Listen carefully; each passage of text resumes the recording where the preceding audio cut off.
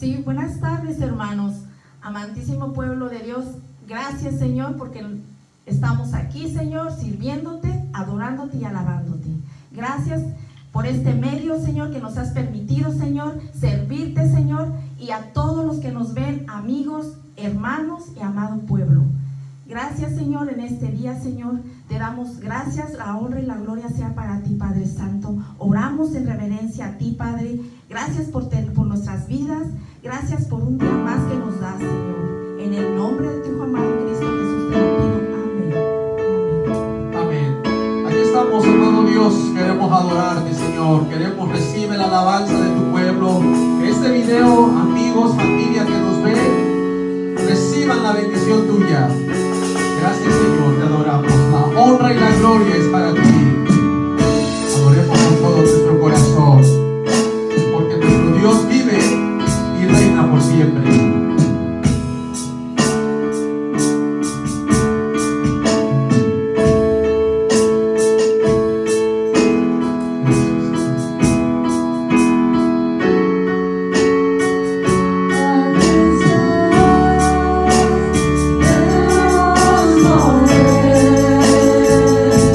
Oh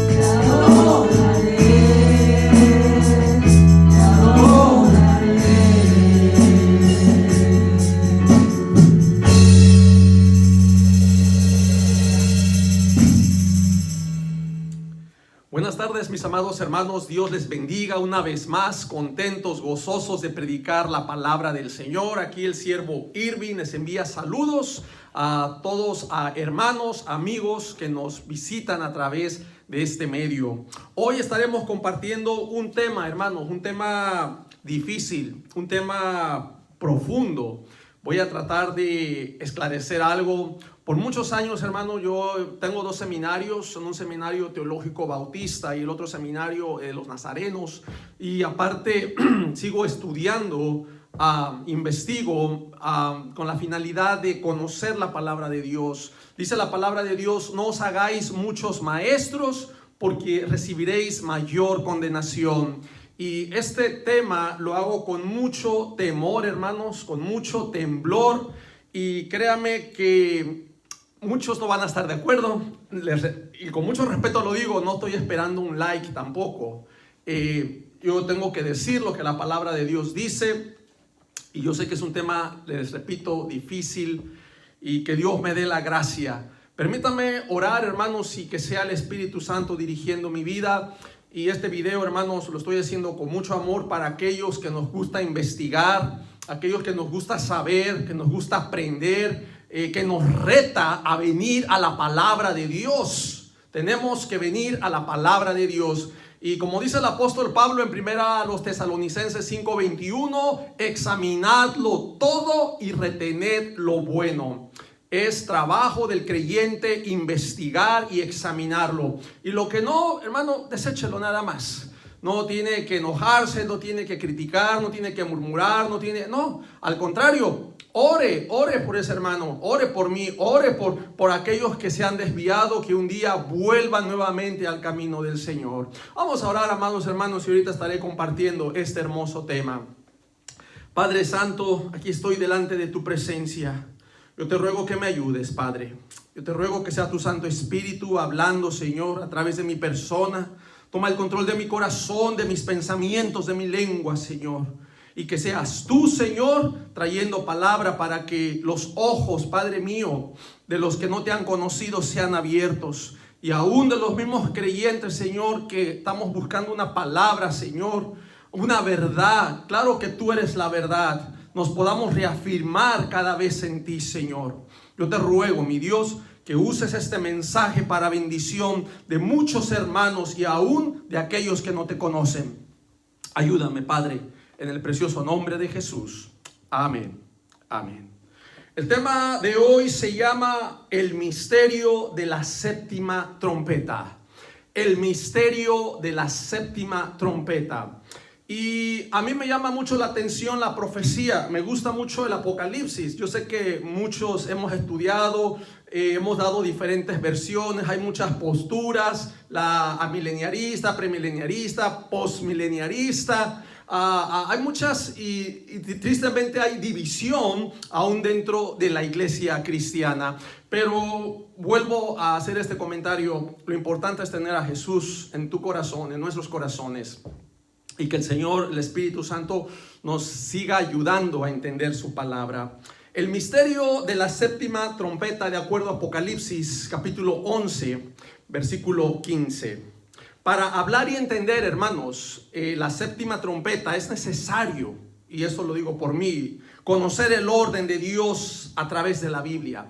La Biblia tiene un orden, hermanos. Así se pasó con la ley. Estamos en la gracia, pero aún la gracia tiene un fin, hermanos. La gracia tiene un fin para dar paso a los juicios de Dios que están por venir. Es necesario conocer el orden de Dios a través de la Biblia, y la progresión es escritural. ¿Por qué digo progresión, hermanos? Claro, porque es progresivo, hermanos. Muchas de las cosas que ahora a la iglesia le han sido dadas a conocer no se sabían en la antigüedad. En el Antiguo Testamento no se habla del arrebatamiento de la iglesia, pero sí se conoce lo que es el tiempo de la resurrección de los muertos. Daniel capítulo 12 se habla de la resurrección. Ahora en el Nuevo Testamento, por medio de Pablo, del apóstol Pablo, sabemos que es un mismo evento.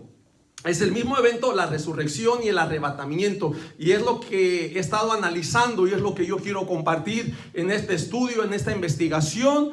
Y tómelo, analícelo o déjelo, pero ojalá pueda ser de mucha bendición para sus vidas como lo fue para mí, y esto me invita a prepararme. Yo he sido de las personas que creo que Dios usa el quebranto para atraer a las personas y se vuelvan a Él. Dios usa la aflicción muchas veces para purificarnos. Aún en Deuteronomio, cuando Dios a su mismo pueblo dice que lo pasó por un desierto donde había serpientes, donde no había agua, dice que lo probó, lo afligió, dice con el fin de hacerle un bien. Muchas veces, hermanos, a través de la prueba, a través de las aflicciones, somos purificados, y cuando Cristo venga, Él viene por una iglesia pura y sin mácula, y es la manera que Dios usa las aflicciones y la tribulación para que nosotros nos santifiquemos, porque a través de las pruebas, hermanos, desarrollamos carácter moral, desarrollamos paciencia, desarrollamos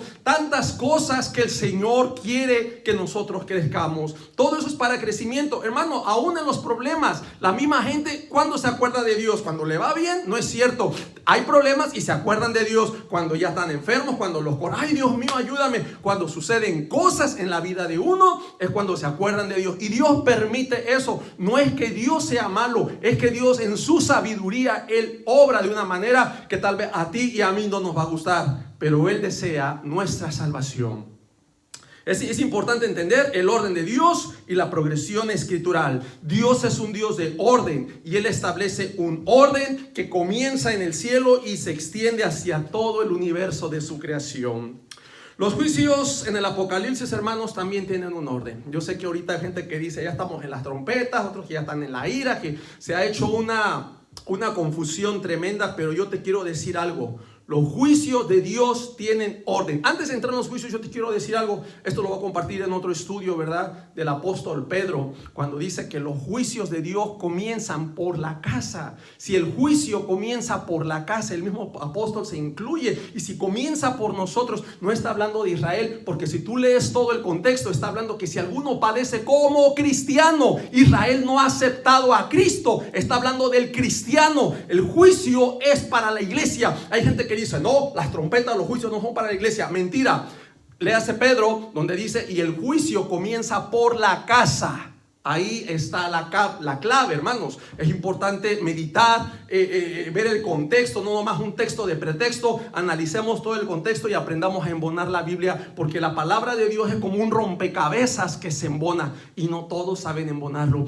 Tal vez tengamos elocuencia para hablar. Hay pastores que hablan bien bonito, hay pastores que gritan y el Señor dijo, y mucha gente se estremece y no, este es el siervo de Dios. Pero hermanos, no siempre es así. Pueden tener la elocuencia, la homilética, la manera de expresar un buen mensaje, pero muchas veces se carece de la doctrina. Yo le pido a Dios que me ayude en lo que es en lo doctrinal. Y le repito con mucho amor y temblor, los juicios tienen un orden, hermanos. Los sellos, las trompetas y las copas de ira, hermanos, ¿sí? Tienen un orden. Las trompetas no se adelantan a los sellos. ¿Y saben por qué? Porque en el último sello, lo que es el séptimo sello, cuando es abierto, si usted lee la palabra de Dios, dice que Juan vio a 7 ángeles que estaban en pie ante Dios y se les dieron 7 trompetas. Y también, hermanos, las trompetas tienen un orden. O sea que en el séptimo sello se le dan las 7 trompetas. Así que no pueden ser las 7 trompetas, sino primero son los sellos. Y los sellos son abiertos por el Cordero, hermanos. Después de nuestro estudio estaremos hablando de los sellos. Hoy me quiero enfocar lo que es en la final trompeta. Dos cosas que quiero decir en el juicio de las trompetas. Dos cosas que resaltaron mi atención en la meditación que yo tenía. Dos cosas. La primera es que las primeras 4 trompetas, hermanos, traen juicios directamente sobre la creación. Es decir, son juicios sobre la tierra. Analícelo. Cuando usted vaya a Apocalipsis y vea las 7 trompetas, las primeras 4 traen juicios sobre la tierra, sobre la creación. Y las otras 3 trompetas, para completar las 7, traen juicios directamente sobre la humanidad. Vea, sobre la creación, las 4 primeras, y las 3 últimas sobre la humanidad, es decir, sobre las personas. Ahora, estos juicios que encontramos en las trompetas, claro que son calamidades y son aflicciones. Y la segunda cosa que quiero decir, en el juicio de estas trompetas, solo es afectada y destruida un tercio de la creación, es decir, la tercera parte. Permítame resumirte rápidamente las 7 trompetas. La primera trompeta dice: granizo y fuego mezclado con sangre lanzado sobre la tierra. Quema la tercera parte de los árboles y de la hierba verde. Fíjate que es la tercera parte. Pero ¿sobre quién cayó? ¿Sobre los hombres? No, cae sobre los árboles y sobre la hierba. La segunda trompeta dice que es como una gran montaña, fue lanzada en el mar. ¿Y qué pasa? Y la tercera parte otra vez encontramos, yo siempre he pensado que son los juicios de Dios Padre, Dios Hijo y Dios Espíritu Santo. Ahí están esos juicios. La tercera parte del mar se convirtió en sangre y murió la tercera parte de los seres vivientes que estaban en el mar, y la tercera parte de las naves fue destruida. ¿Por qué la tercera parte? ¿Por qué no una totalidad? Es una tercera parte. Vean lo que dice la tercera trompeta. Cayó del cielo una gran estrella, hermano, ardiendo. Claro, esa estrella se llama ajenjo, ¿sí? Sobre la tercera, otra vez, sobre la tercera, un tercio de los ríos y de las fuentes de las aguas, y estos se hicieron amargas, y muchos hombres murieron a causa de esas aguas. Vean lo que dice la cuarta trompeta. La cuarta trompeta dice que fue herida, ¿qué? La tercera parte del sol, la tercera parte de la luna y la tercera parte de las estrellas, para que se oscureciese y no hubiese luz en la tercera parte del día y asimismo de la noche. Hasta aquí estas 4 trompetas encontramos que son juicios directamente sobre la creación. En la quinta trompeta, quinta, sexta, séptima trompeta, esas últimas 3, vean lo que pasa en la quinta. Dice, en la quinta es una aflicción y tormento para los hombres que no tuvieran el sello de Dios en sus frentes, a mano de los demonios que salen del pozo del abismo para atormentarlos por 5 meses. El número 5 siempre ha representado la gracia de Dios, y yo he pensado que en esta gracia Dios permite el quebranto, Dios permite la aflicción y el sufrimiento para que estas personas se arrepientan y se vuelvan a los caminos del Señor. Es lo que yo he sentido en mi corazón. Dios no es un Dios malo, Dios es un Dios que Él desea que nosotros nos volvamos. Dice que Él no es que se esté tardando en su venida, sino que Él es paciente, hermano. Él es paciente, está esperando a que procedamos al arrepentimiento. Dios no quiere destruirnos. Nosotros tomamos decisiones equivocadas, nosotros nos alejamos del Señor,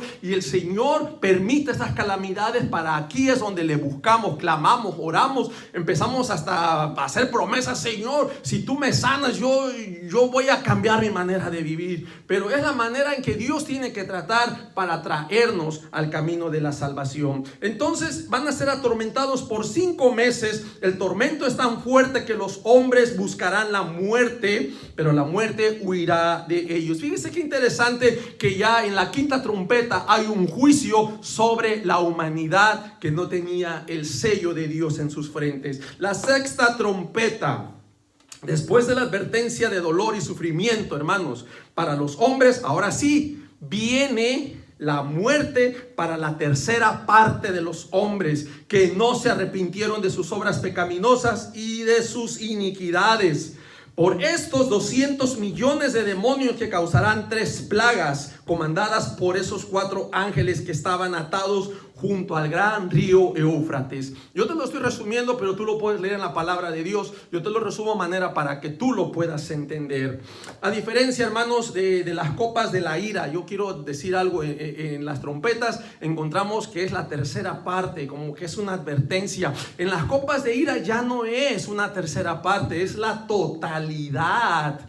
Cuando el mar se convierte en sangre, déjame decirte que es su totalidad.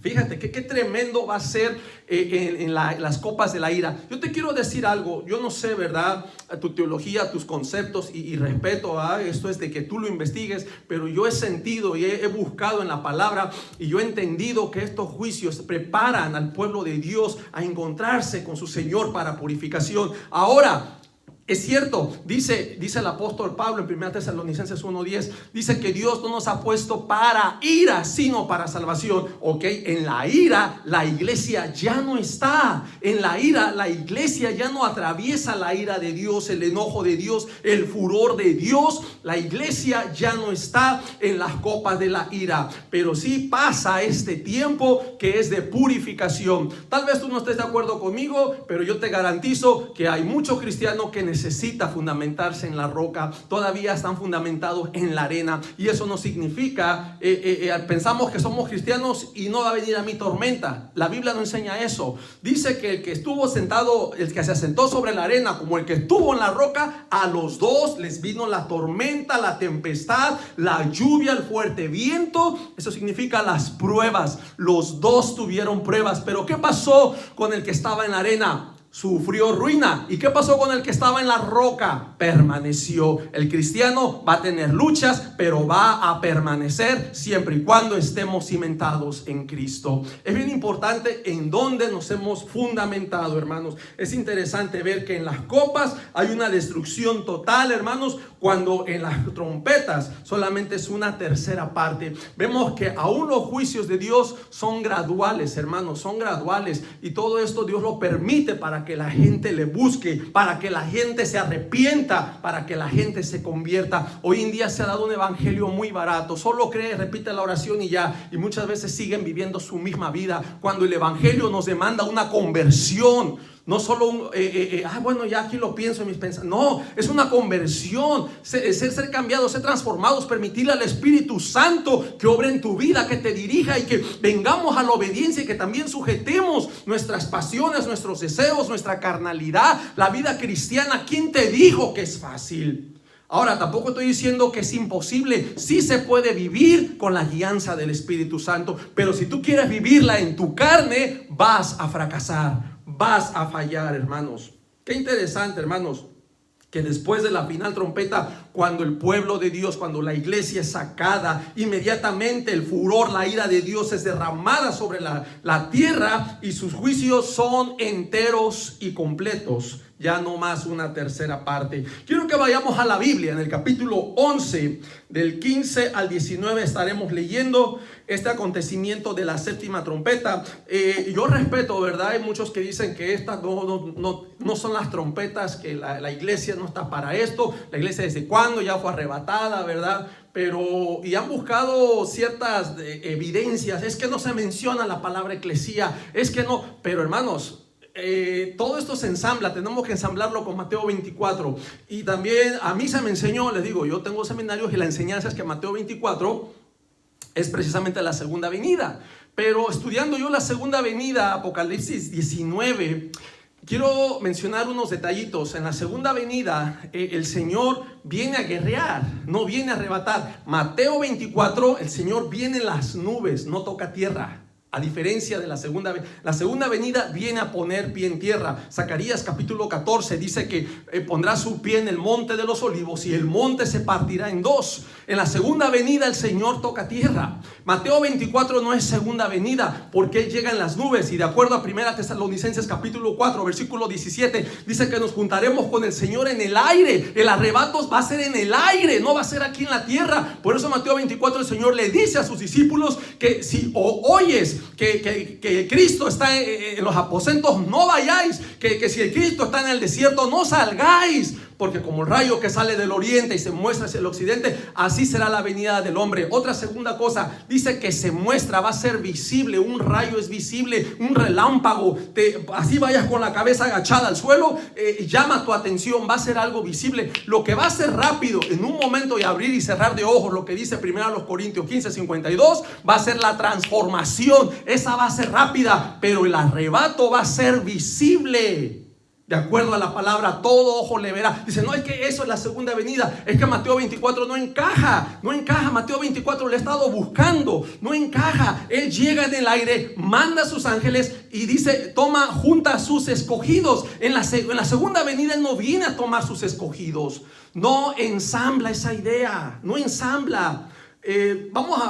yo sé que este es un tema profundo, pero vamos a hablar después en otro tema de Mateo 24, y lo desarrollando, porque hay personas de postura preterista que dicen que eso ya pasó, que eso ya es del pasado, y que en el año 70 Tito tiene cierta lógica, pero no lo es, porque dice que en aquel tiempo habrá gran tribulación, la cual no ha habido desde el tiempo del mundo hasta ahora, ni la habrá. Está hablando sin un futuro. Y si esa gran tribulación ya pasó, entonces no esperamos más tribulación. Tenía razón entonces Meneo y Fileto cuando Pablo escribe y dice que ellos estaban pervirtiendo la fe de algunos, diciendo que la resurrección ya había acontecido. Entonces todo ese tiempo ya pasó. Tenía razón Meneo y Fileto al decir eso, pero Pablo dice que estaban desviando. Entonces tenemos que empezar a embonar la escritura y ver que ese evento no ha sucedido, hermanos. No ha sucedido, todavía esperamos. Y de acuerdo al Señor Jesucristo dice que inmediatamente después de la tribulación de aquellos días habrá señales cósmicas. El sol no va a dar su resplandor, ni la luna, y las potencias del cielo serán conmovidas. Entonces aparecerá la señal del Hijo del Hombre viniendo en las nubes. Habla en las nubes, pero ¿cuándo va a ser eso?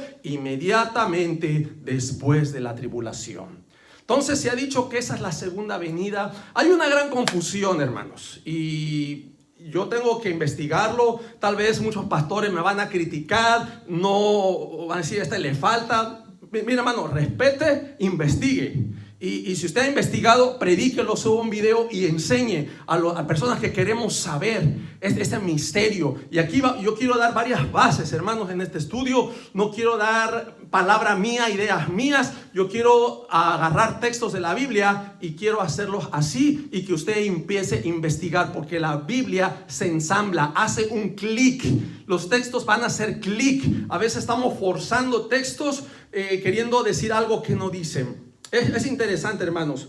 Vea, en el Apocalipsis 11, del 15 al 19, cuando el séptimo ángel tocó la trompeta, yo quiero decir algo. Juan estaba viendo en esta visión, hermanos, algo que ella había visto, y lo dice en tiempo pasado. Dice, hubo grandes voces. Ay, ya pasó. No podemos ponerle una aplicación preterista, que es algo del pasado. Él, en el momento que se le estaba revelando esa visión, él lo miró y él lo dice en forma pasada. Tocó eso y pasó esto en el momento que él lo miró, pero eso no quiere decir que ya pasó. Eso está por venir. Dice que hubo voces en el cielo. Mira estas voces reconociendo el gobierno de Dios y del Señor Jesucristo. Esta declaración es de aquellos que estarán sujetos a Dios y no más a los hombres. Recordemos, hermanos, que el arrebatamiento de la iglesia tendrá lugar en las nubes del cielo, en el aire. Primera a los Tesalonicenses, capítulo 4, versículo 17. Dice así: luego nosotros, los que vivimos, los que hayamos quedado, seremos arrebatados juntamente con ellos en las nubes. Juntamente con ellos. ¿Quiénes ellos? Los que resucitaron primero.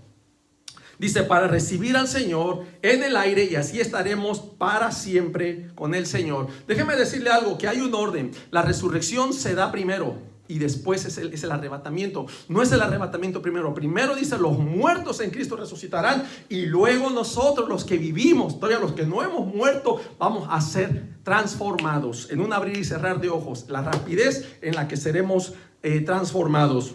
Es obvio, hermanos, que Dios siempre ha gobernado en el cielo y en la tierra. Por ejemplo, al rey Nabucodonosor se le hizo entender y reconocer que Dios tiene el dominio en el reino de los hombres, y lo da a quien lo quiere. Lo dice Daniel 4:32. Dios tiene gobierno en el reino de los hombres, en el dominio, tiene dominio sobre el reino de los hombres. Entendamos, hermanos, que esta séptima trompeta, quiero también analizar, meditar esto, es la última. Cuando dicen la final trompeta, no está hablando de una trompeta. La final trompeta es un conjunto de trompetas. Y te voy a poner un ejemplo. Alguien llega a un lugar y dice, oiga, disculpe, ¿no tendrá un baño? Y supongamos que hay muchas puertas ahí y te dicen, sí, la final puerta. Si hubiera una, nomás en esa puerta. Pero cuando hay varias, a la final. ¿Qué quiere decir eso? Que hay más puertas hasta la final. Cuando dice la final trompeta, no se está refiriendo a una, a la final de un conjunto, de un grupo de varias que va a ser la final. No va a ser la primera, no va a ser la segunda, sino va a ser la final. Siempre la final está hablando de un grupo, de un conjunto de sonidos, en este caso de trompetas que van a ser tocadas. Por eso dice, y esta es la final trompeta, que se tocará. Después de esta ya no hay más trompetas. Por eso es ya la final trompeta, es la última, dando a entender que hay más toques de trompetas. Quiero hacer notar otras dos cosas importantes que la hacen sobresalir de las otras 6 trompetas. Es para que usted lo medite a la luz de la palabra de Dios. Número 1, esta trompeta, esta 7ª trompeta, hermanos, si usted no lo ha meditado, encierra un lamento de pena y compadecencia para los moradores de la tierra. Va a decir, hermano, ¿de dónde saca eso? Eso lo dice Apocalipsis capítulo 8 versículo 13. Dice, y miré y oí a un ángel volar por en medio del cielo, diciendo a gran voz, ay, ay, ay. Hay 3 ayes. En la Biblia nos enseña 3 ayes. Dice, ay de los que moran en la tierra a causa de los otros toques que están por sonar. Hay una advertencia, hermanos. Ese ay es un lamento, hermanos. Digo un lamento de pena y compadecencia, porque uno puede expresar ese ay cuando alguien que tiene cáncer y tú dices, ay, pobrecito, ay. Te dicen de tu amigo, fíjate que, ¿te acuerdas de tu amigo Roberto? Sí, ¿qué pasa con él? Tiene 2 meses de vida, el doctor le dijo que tiene cáncer, y lo primero que tú haces es, ay, pobre Roberto, ay, te empiezas a compadecer. Ese ángel dice, ay, ay, ay, de los moradores de la tierra. Hay una pena, hay una compadecencia, dice, de los otros toques que están por sonar. Vea, esos 3 son para la humanidad. Los primeros 4 fueron para la creación y son los warnings, las advertencias que Dios está dando, y estos 3 vienen directos sobre la humanidad. Segunda cosa, hermanos, también encontramos esta 7ª trompeta encierra un misterio, y que tal vez no hemos prestado atención a este misterio. ¿Cuál es ese misterio? Encierra un misterio que se ha de consumar. ¿Qué es consumar? Un misterio que se va a concluir, un misterio que va a culminar, que va a terminar, hermanos, de algo que Dios ya lo había anunciado a sus hijos. Es algo que ya se había dicho, es algo que se va a culminar, pero que no se ha enseñado. Por eso tal vez dicen que es un misterio. Tal vez no todos tienen esta revelación, tal vez el Espíritu Santo no les ha enseñado que esto se va a embonar, que esto se va a ensamblar de algo que Dios ya había dicho, que ya se había profetizado tiempo atrás, y que tendría un cumplimiento y su consumación. Fíjense, hermanos, esto está después de que el 6º ángel toca la trompeta en Apocalipsis 10, capítulo 10, versículo 7, cuando dice, sino que en los días, escuche, de la voz del 7º ángel, está hablando del 7º ángel, cuando comience a tocar la trompeta, el misterio de Dios. Oh, aquí hay un misterio. ¿Cuál misterio?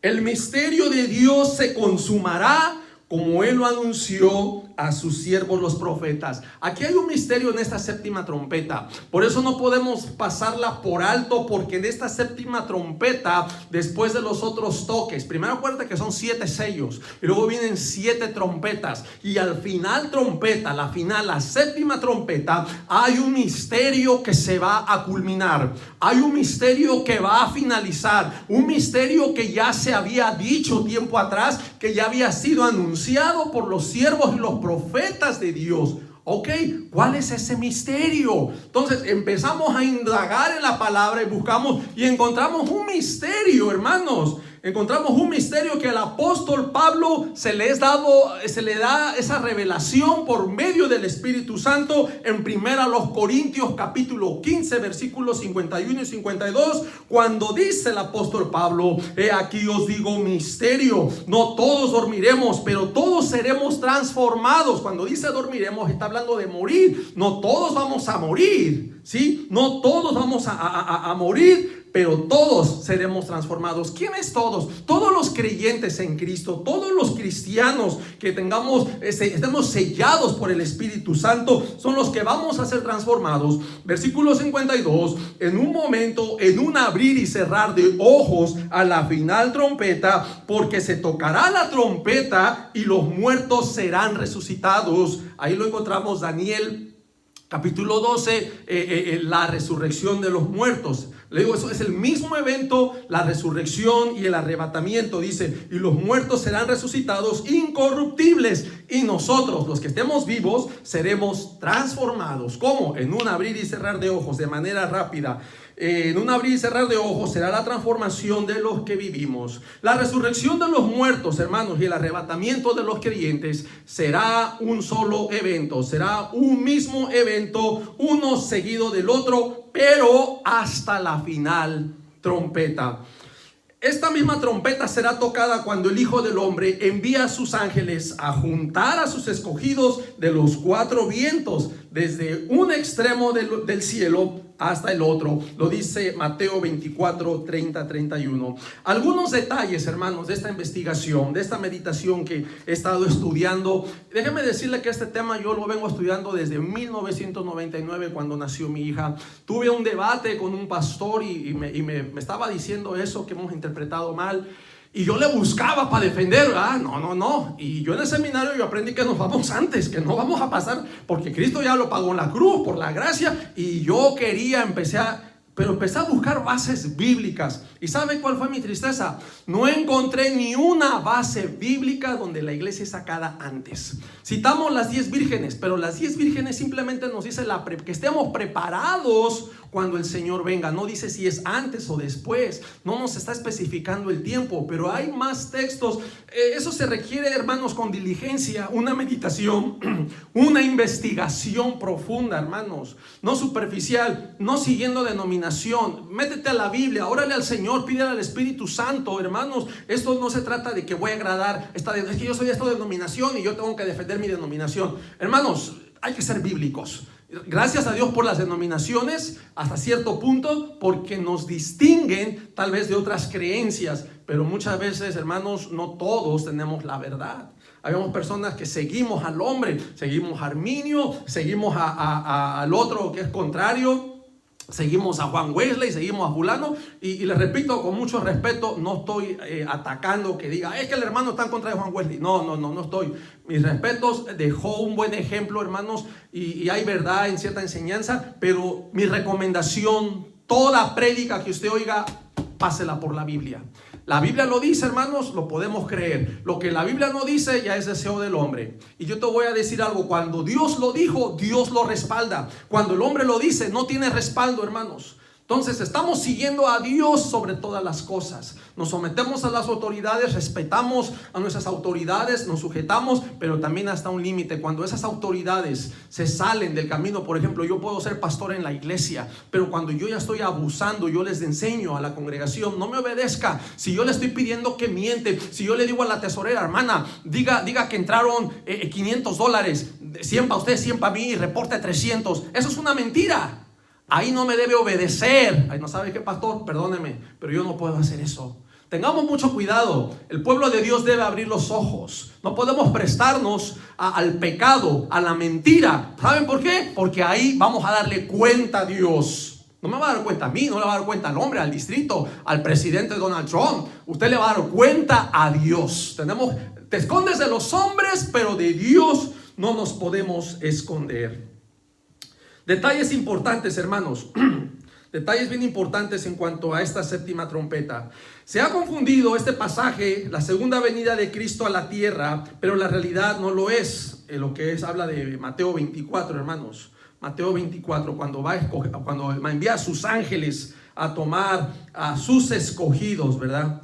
Se ha confundido con la segunda venida. No, es que es la segunda venida, pero la realidad no lo es. En la segunda venida, escuche, hermanos, Apocalipsis 19 habla de la segunda venida del Señor, cuando Él viene a guerrear. Déjame decirte esto, la realidad no lo es. En la segunda venida el Señor toca tierra. Él va a poner sus pies en el monte de los olivos y el monte se partirá en dos. Zacarías capítulo 14, versículo 3 y versículo 4. Además el Señor vendrá a pelear, Apocalipsis capítulo 19, contra las naciones que pelearon contra Jerusalén, y vendrá con sus santos ángeles para librar la ciudad santa. Y los eventos de la segunda venida, hermanos, no concuerdan ni encajan con Mateo 24. Entonces son dos eventos bien diferentes y queremos forzar a Mateo 24 a decir que es la segunda venida. Yo en lo personal no voy. Si usted lee todo eso, nos da un ejemplo como los días de Noé, pero más abajo dice: 2 estarán en el campo, uno será tomado, el otro será dejado. Eso no es segunda venida, eso es un arrebato. O sea, Mateo 24 no encaja con Apocalipsis 19. Definitivamente no lo es, y lo digo con mucho respeto, y me estoy yendo a la Biblia, ¿verdad? Yo sé que nos arman la historia, te hacen un diagrama, te ponen aquí la ley, aquí la gracia, aquí cae el Espíritu Santo, y te ponen el tiempo de la gracia, y te ponen los 7 años, ¿verdad? La mitad, los 3 años y medio de paz, después cuando el enemigo rompe, pero antes de eso la iglesia es sacada. Te hacen un diagrama muy bonito, y por mucho tiempo yo lo creí, pero cuando empecé a buscar bases bíblicas, ese diagrama no lo podemos sostener con bases bíblicas. Si usted quiere poderlo sostener, pues le invito a que haga un video, ¿verdad? Y lo comparta. Y pues ojalá encuentre bases bíblicas que yo no pude encontrar. Es muy interesante, hermano, lo digo con mucho amor. Y sí, y no es con recelo, que no es que el hermano está mal o va a tomar actitudes contra mí o ya no me va a hablar. No, hermano, ámeme, yo lo voy a seguir amando, llore por mí, que Dios me siga dando, porque yo no quiero estar engañado, lo he dicho en otros videos. Yo no quiero ser engañado ni quiero engañar a nadie. No quiero que la gente, que la iglesia, porque una de las cosas que Jesús dijo es que una de las primeras cosas es que habría mucho engaño. Va a haber engaño, va a haber apostasía, los que van a negar la fe, los que se van a desviar. La iglesia debe de parar de estar siguiendo al hombre, debe de parar de jugar a la iglesita. Tenemos que meternos en ayuno, en oración, en leer la palabra, que el Señor nos dé ese conocimiento para saber cómo vamos a obrar. Por eso en Daniel dice que los entendidos actuarán, los entendidos resplandecerán, van a actuar. Y muchas veces la gente se llena de pánico y se paraliza, y eso no es la que la palabra de Dios nos enseña. El creyente debe de actuar, hermanos. Fíjese, en Mateo 24, el Señor viene en las nubes, no toca tierra, y dice: y con gran voz de trompeta enviará a sus ángeles a juntar a sus escogidos. Fíjese, hermanos, la trompeta, y dice que el séptimo ángel tocará. Aquí hay un misterio que se va a consumar, que está siendo revelado a través de lo que el apóstol Pablo, o que ya ha sido revelado en 1 Corintios capítulo 15. Mateo 24, el Señor Jesús, hermanos, no viene a pelear contra las naciones, sino a arrebatar a su pueblo para encontrarse con ellos en las nubes.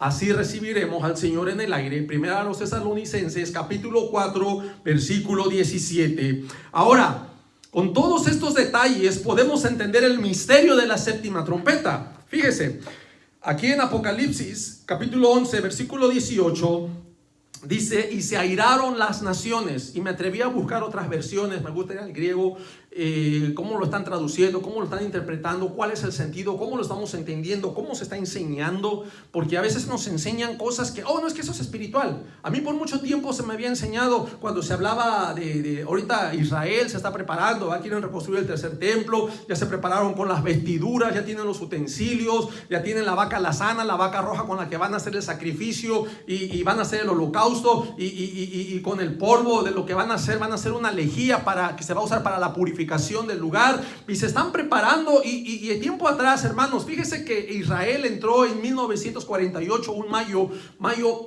día 14, y fue reconocida ante las Naciones Unidas como un estado, hermano. Imagínense, Israel, antes de eso ellos estaban en la diáspora, estaban esparcidos, y cuando se hablaba de esa profecía, hermanos, como no habían entrado ellos a su lugar, y se hablaba de un templo, pues ¿cómo se va a edificar un templo si no está Israel en su tierra? Entonces se tomó esta enseñanza, porque a mí se me dijo, es espiritual, el templo va a ser espiritual, ese anticristo va a ser espiritual. No, hermanos, no es espiritual. Ahora ya lo entendí. El anticristo, cuando surja, esa bestia se va a sentar en el templo de Dios como Dios, va a poner una marca, y no está hablando de una marca espiritual, va a ser una marca física, porque dice: el que no la tenga no va a poder comprar ni vender. No es espiritual, porque en lo espiritual no se compra ni se vende. Tú no puedes vender y comprar espiritualmente, hermano, es algo físico. Va a ser un control mundial, y el nuevo sistema se está preparando para este orden mundial. Ante nuestros ojos está viendo tanto cumplimiento de la profecía, y muchas veces los pastores no estamos preparados a predicar al pueblo a resistir.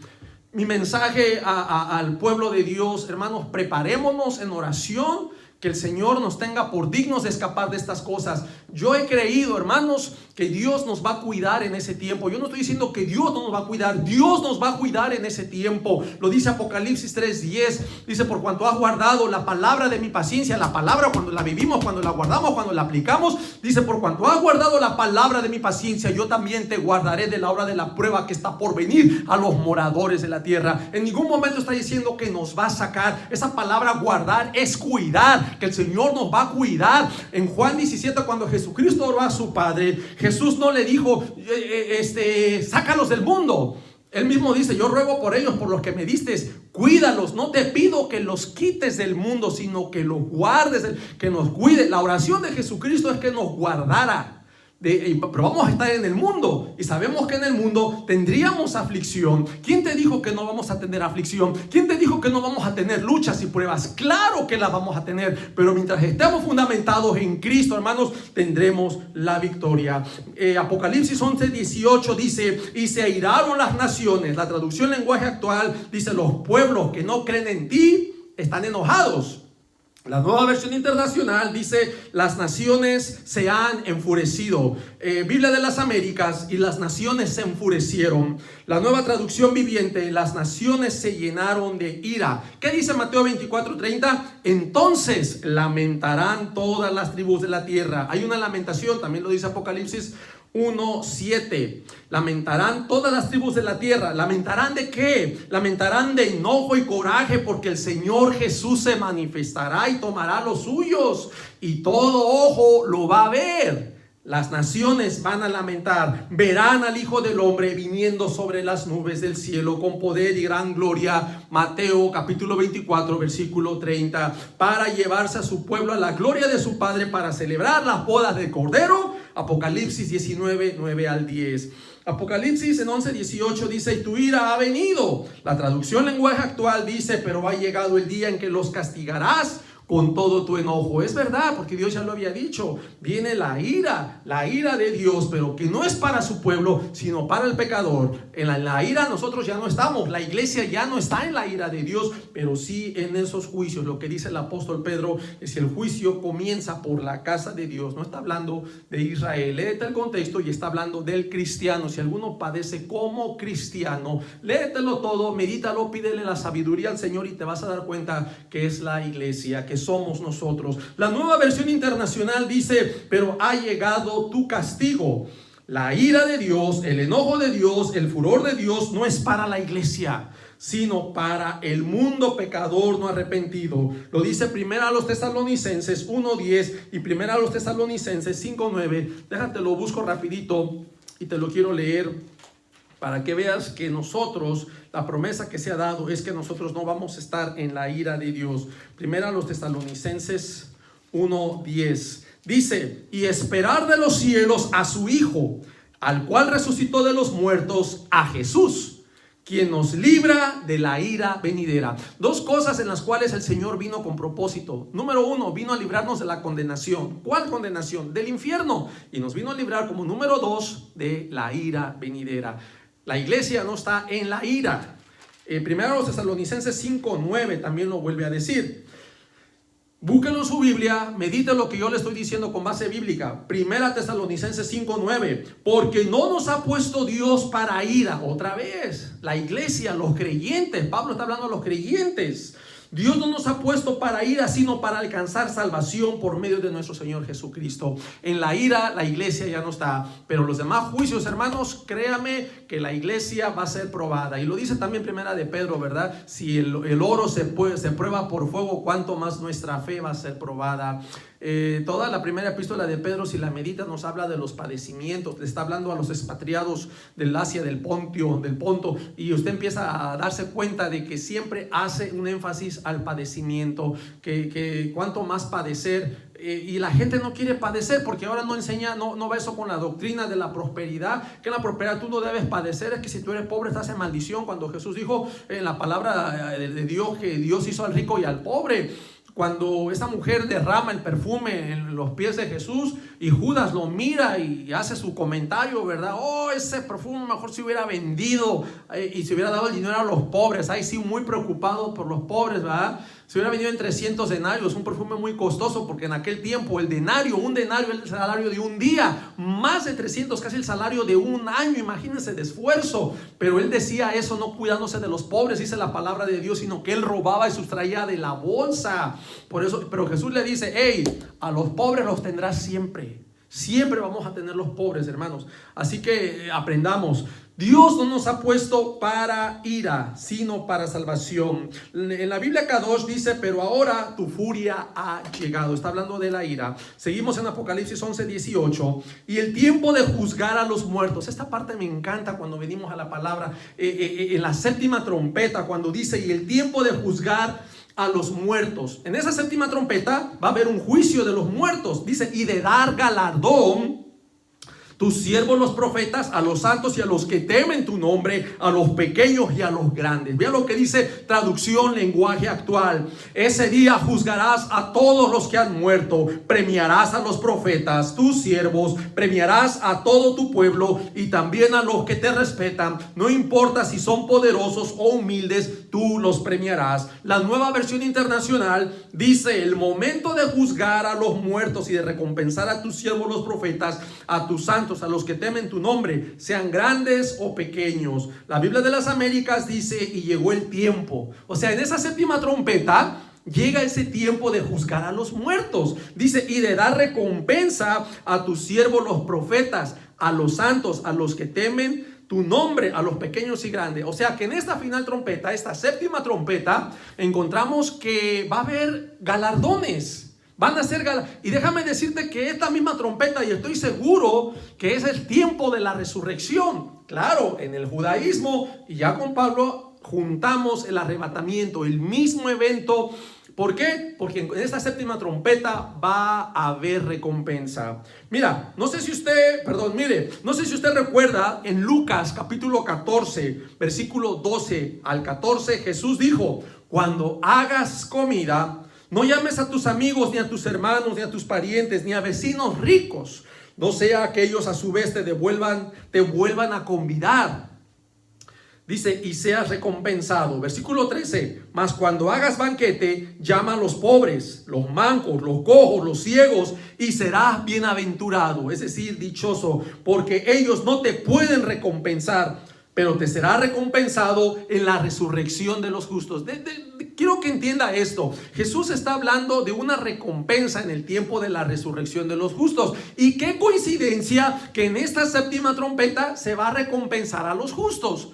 ¿Qué? O sea, ¿será coincidencia o será realmente que estamos embonando la palabra de Dios y estamos entendiendo que Jesús estaba hablando de este tiempo, el tiempo de recompensar a los justos? ¿Por qué? Porque aquí le dice: haz esto a los que no te pueden devolver el favor y te será recompensado en la resurrección de los justos. Y déjame decirte que en esta séptima trompeta encontramos el cumplimiento de Lucas 14:14, cuando el Señor dará galardón, premiará y recompensará a los profetas, a los santos y a todos los que temen su nombre.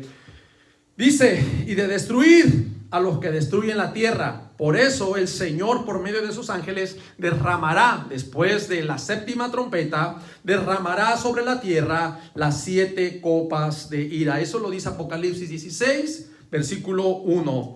En Apocalipsis 11:19, aquí hay un detalle, hermanos, que yo le pedí al Señor: Señor, ayúdame a entender esto, ¿qué significa? Y empecé a analizar y empecé a estudiar esta arca del pacto. Llamó mi curiosidad y, hermano, es que tiene que haber una relación con Dios. Tú tienes que preguntarle: Señor, enséñame, yo quiero. No sé si has leído Daniel, cómo Daniel le dice: Señor, yo quiero saber. Hay cosas que se le dijeron: anda, Daniel, estas cosas están selladas para el tiempo del fin. En otro estudio voy a comentar: el tiempo del fin, los días postreros, no era para el tiempo de Daniel, era en los tiempos, hermanos, que el Señor había aguardado para nosotros, hermanos. Muchas de las cosas que ellos administraban, que se les había enseñado, no eran para ellos, eran para nosotros, hermanos. Ahí lo está diciendo la palabra, ¿sí? Dice Apocalipsis 11:19: y el templo de Dios fue abierto en el cielo, y el arca de su pacto se veía en el templo. La traducción lenguaje actual: entonces se abrieron las puertas del templo de Dios que está en el cielo, y dentro del templo podía verse el cofre de su pacto. La Nueva Versión Internacional dice: entonces se abrió en el cielo el templo de Dios y allí se vio el arca de su pacto. La Biblia de las Américas, el templo de Dios que está en el cielo fue abierto y el arca de su pacto se veía en su templo. Dios habla hoy, dice, entonces se abrió el templo de Dios que está en el cielo y en el templo se veía el arca de su alianza. Yo tengo curiosidad, ¿por qué menciona que fue abierto? ¿Por qué no se abrió antes? ¿Por qué se abre en esta final trompeta, en esta séptima trompeta, el templo? O sea, cuando tú analizas los detalles, ¿qué es lo que está aconteciendo? ¿Qué es lo que está sucediendo? Ahí es donde tenemos que meditar. Espero que alguien de los líderes, los pastores, prediquen realmente la séptima trompeta y qué es lo que sucede en esa séptima trompeta. De acuerdo a la palabra de Dios, ¿verdad? No quiero que inventemos cosas, sino lo que más o menos tengamos a la mano, porque la palabra de Dios se interpreta a sí misma. Tenemos que buscar las respuestas en la palabra, no en mis ideas, no en lo que yo pienso, no en lo que yo creo que voy a defender denominaciones. En este momento no estoy atacando ni estoy defendiendo denominaciones. Quiero buscar evidencia bíblica realmente con bases bíblicas. Por cierto, yo miraba un video, me llamó mucho la atención, tal vez algunos a Biblia Libre, y Edgar Escobar mencionaba posturas, ¿verdad? Me llama la atención que él dijo que las posturas del arrebato antes, a mitad de la tribulación o después, dice que casi no hay mucha base bíblica, pero encontró más base bíblica. Él lo dice en su video, tú lo puedes buscar. Él dice que tienen más base bíblica cuando después de la tribulación. Entonces, él trata de no dar su postura, ¿verdad? Él simplemente está mostrando, pero hace ciertos comentarios. Medítalo, analízalo y no sé, ¿verdad? Yo no estoy buscando tampoco que tengan mi mismo pensar. No, hermano, yo vengo a la palabra. Yo no ando buscando predicadores para predicar lo que ellos predicaron. No, hermano, yo le pido al Espíritu Santo que me ayude a predicar lo que Él ponga en mí y lo que yo no voy a predicar otra prédica de la inspiración de otro hombre en ningún momento. Aprendemos de ellos, gloria a Dios, pero hay que pasarlo a la Biblia. ¿Lo dijo Dios? No lo dijo, deséchalo. Si el Señor lo dijo, agárralo y teme a Dios. Pero si lo dijo un hombre y ese deseo del corazón del hombre, no temas, simplemente deséchalo. Fíjese, hermano, que el arca del pacto ha usado diferentes nombres, tales como con el arca de la alianza, arca del testimonio, arca del convenio, arca de Yahvé, Éxodo 25, del 10 al 22. Y en ella se guardaban las tablas de la ley, un vaso con maná y la vara de Aarón que reverdeció. El arca de Dios, hermanos, quiero que ponga mucha atención a este detalle. El arca de Dios representa, hermanos, la presencia de Dios en medio de su pueblo. Fíjense que el arca de Dios no la podían tocar, o sea, no cualquier persona, ¿sí?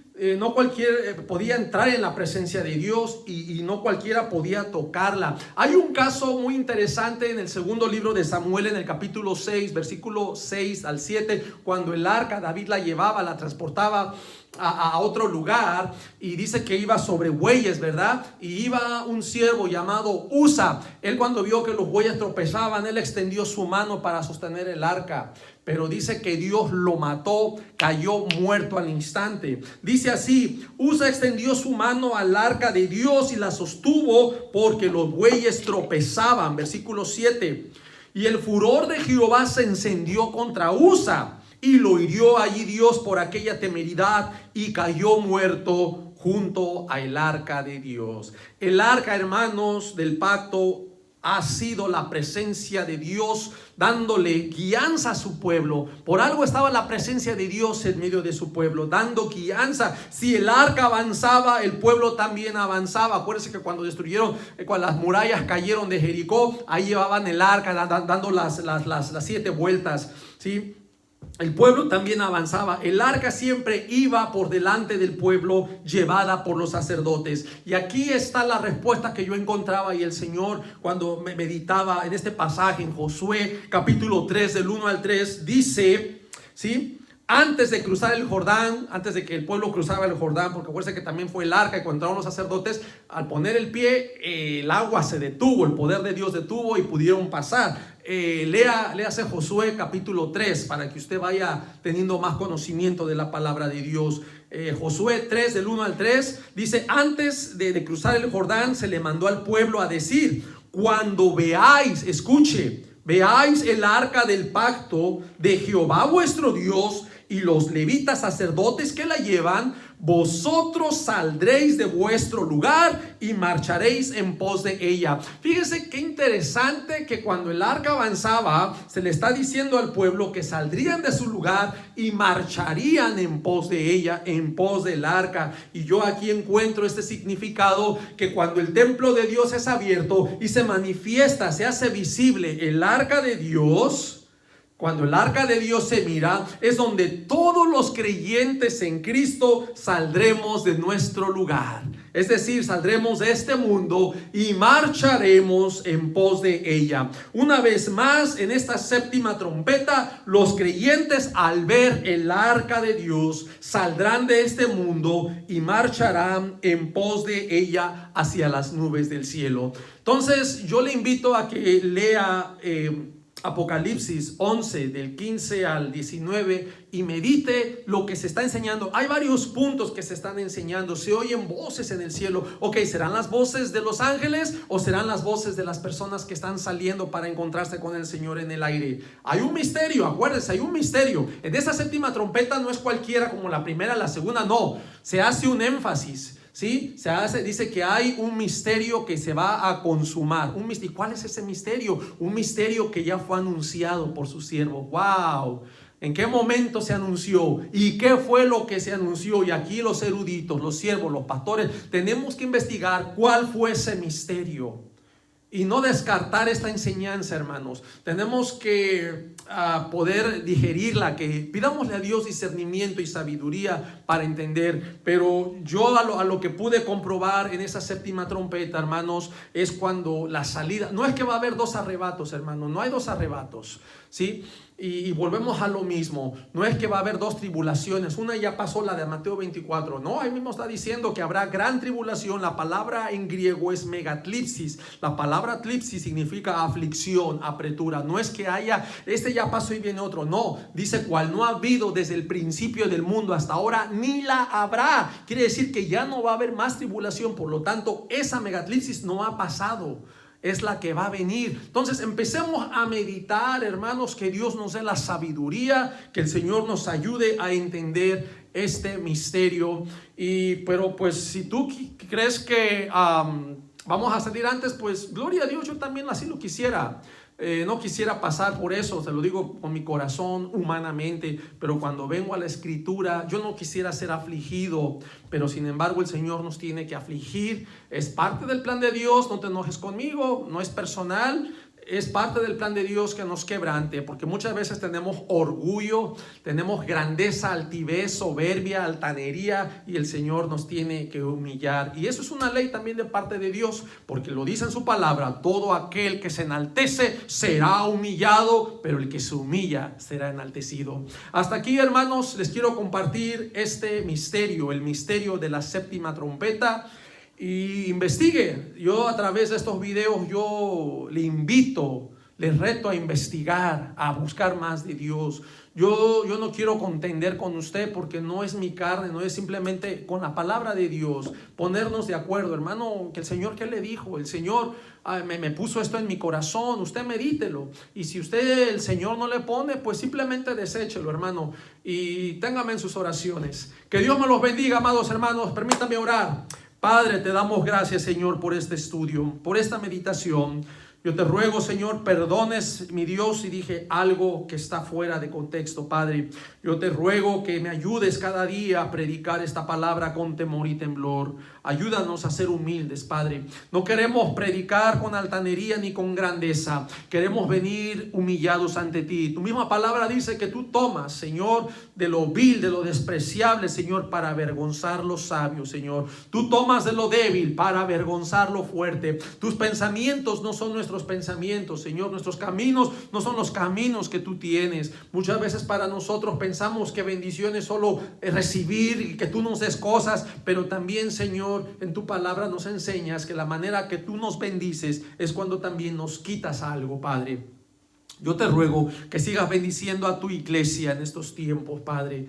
que haya sabiduría, que haya entendimiento, que tu iglesia pueda discernir los tiempos que estamos viviendo. Ayúdanos, Señor. Gracias por este mensaje, mi Dios. Te pido, mi Dios, que sigas dirigiendo a tu pueblo. Sigue dirigiendo tu Santo Espíritu, Señor. Sigue tocando corazones, sigue tocando pensamientos. Sigue, Señor, y ayúdanos a hacer tu obra, Señor. Ayúdanos realmente a ser diligentes con tu palabra, porque tú has venido a que nosotros hagamos esos discípulos. Es la misión, ir y hacer discípulos, personas con el carácter de Cristo, personas semejantes a Cristo. No nomás en las buenas alabamos a Dios, sino también en las malas, en la persecución, en el dolor, en la enfermedad, en la aflicción. Siempre, si abrimos nuestra boca, es para alabar tu nombre, es para exaltarte y decirte gracias, Dios, por todas las cosas que nos das, así sean las buenas y también las malas. Qué fácil es dar gracias cuando te va bien, y cuando te va mal, lo típico es maldecir y renegar a Dios. Pero el verdadero creyente que ama a Dios, no importa si está en sufrimiento, vamos a alabar a Dios aún en el dolor, en la tristeza, en la aflicción, en la enfermedad, en la persecución. Siempre clamaremos al Señor, porque nosotros somos propiedad de Dios, ya le pertenecemos al Señor y tendremos que dar la vida. El Señor nos pide la vida. Dice, todo aquel que quiera salvar su vida la perderá, pero el que la pierda por causa de mí, del evangelio, dice Jesús, ese la salvará. El Señor nos llama a dar nuestra vida, y qué triste es que si ahorita no estamos dispuestos a sufrir por el evangelio de Cristo, mucho menos estaremos dispuestos a morir por él. Te damos gracias, bendito Padre. Amén. Amén. Que Dios me los bendiga, amados hermanos. Hasta pronto.